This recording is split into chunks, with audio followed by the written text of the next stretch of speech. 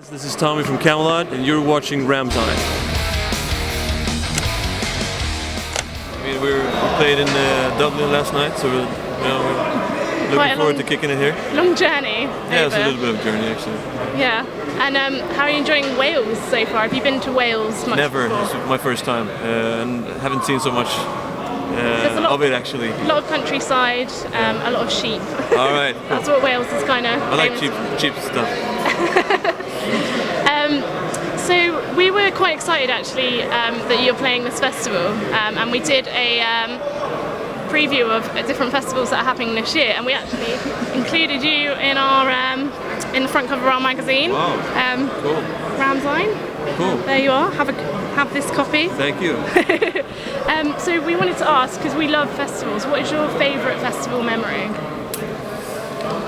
I would have to say the first show with Kamelot I ever did, my debut, so to speak, in Czech Republic. Yeah. It was my first show with Kamelot, and first impression of the Kamelot fan base. So it's really cool. It was 30,000 people. That's a lot. And it was really cool. It was an awesome gig. Yeah. And are you guys at many festivals this summer at all? We have a few. We have a few planned. I think a couple of more of them coming up as well. I think in Romania, and also going back to that festival where it first started too. So in Czech Republic.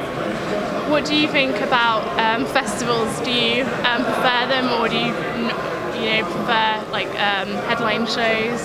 It's very different. I prefer small shows, big shows. It's all a matter of for big show, for example, it's a lot of people, it's a lot of pressure and stuff like that. Yeah. But for smaller shows, it's more intimate. You get closer to the fans, and you can actually see, interact more with people since you're closer. Yeah. So that's also.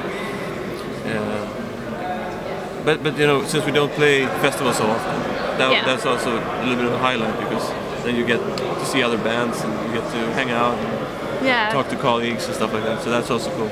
Yeah, it's much more social, I guess, because there's so many different people. So you're going to be releasing a new album, Haven. Tell us a bit about that. When's it going to be out?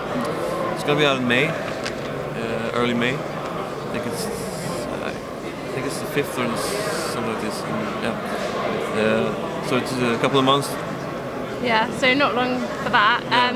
We read that it's going to be cinematic, epic, and emotionally dynamic. Of course. Could you expand on that?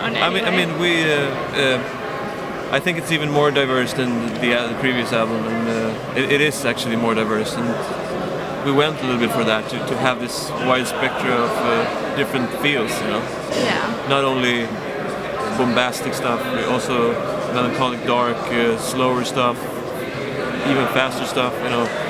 More aggressive stuff. So it's really good. It's like a plethora of everything, which is really cool. We got some really cool response for the album so far. Are you going to be playing some tracks from that tonight? No, since it's so, it's not out yet. Too soon. Yeah, it's too soon, and we just recorded it. We just finished it, so we figured we might do at least, maybe one track tomorrow in London, because since it's, we've been playing in London before and it's sold out. So we might do that, but we're not really sure yet. Okay, that's cool. Well, we read that the album talks about the current state of the world and the state of civilization, and I just wondered if you could tell us a bit about what that means.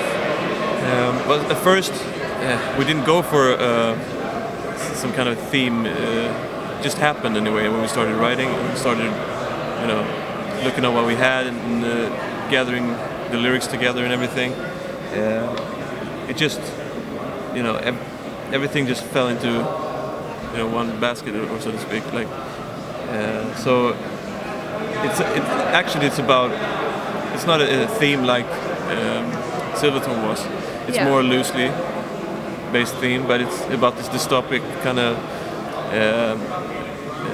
world, where a little bit reflecting on what we are doing in this world right now. We're everyone's looking down at their phones, doing social media instead of talking to each other, and everyone's hunting for this perfect life, it's perfection, and just everything you post is about how good and perfect you are.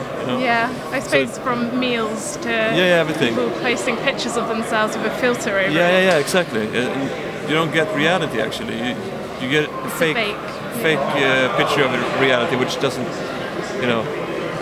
people just feel bad and get stressed over it and stuff like that. So that's one thing of it. The overall stress of today. But then also translated into a little bit of a futuristic feel, so I'm pretty happy with everything so far, and I hope that people are gonna love it as much as we do. I'm sure they will.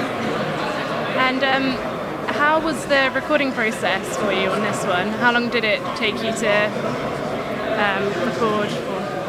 It was. I mean, cannot really say how long does it take to record, because it's always also it's creative work. It's you write as you go, and you redo stuff, but the whole process has taken a year. So, but then of course for me it hasn't taken a year. It has taken 6 months, because the music also takes time to create. Yeah, and do you kind of write lyrics and things as you go along, or? Sometimes I create the melodies first, and then I write the lyrics to that when you have the phrasing and everything. But most of the time it's just melody and words fit together already from the beginning. Yeah. And I heard that there's quite a few guest appearances on this album as well. Who are they? Troy Don Uckley from Nightwish. He's in one song, and we know him. Yeah. We toured with Nightwish before, so he's a super cool dude, and he always said that if you guys want to have me on an album, then I'll be happy to do it. So that's why. Then Charlotte from Delane. Yeah. Is on one of the songs, really beautiful ballad. And we have Elisa Whiteglass from Arch Enemy. Oh well, that's really cool. Yeah. So she's also going to participate on 2 songs. So that's cool. Yeah, because I almost class a lot of them bands and Kamelot in the same kind of area in a way, so it kind of makes perfect sense. Yeah, that's really cool. And you're going out on, is it a worldwide tour next? I mean, it's going to cover basically the whole world. I mean, it's the first tour is in North America, Canada, and then we do some festivals during the summer, as you said, and then go back in the fall with